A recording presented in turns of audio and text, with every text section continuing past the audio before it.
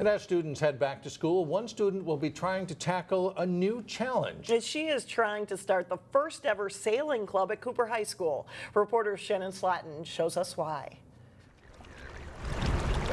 Summers in Minnesota are meant to be spent on a lake. And on a lake is where you would find 16-year-old Anastasia Sikkila. I really enjoy just going out in the water and just kind of like talking with the person I sail with, and then you really create a good relationship with them. Anastasia has loved sailing since learning how at a sailing camp. I learned to sail in San Francisco when I was 9 because my uncle wanted all of us to learn because he lives out there.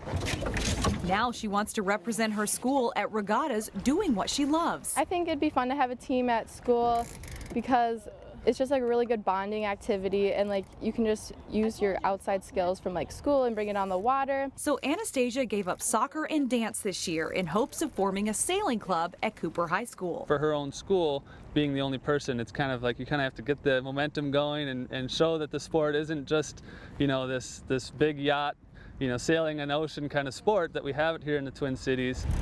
There are several one-person teams representing high schools that sail out of the Lake Calhoun Sailing School. For a fee, students use the boats, practice, and compete at regattas on lakes throughout the state. Hopefully, you know, we're able to build it at Cooper and she can kind of be that driving force.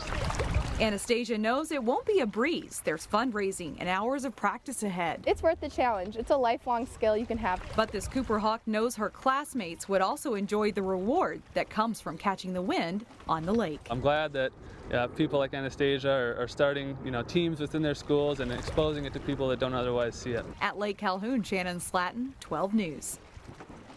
The school is working out the details on the sailing club, but the first step is getting people to sign up.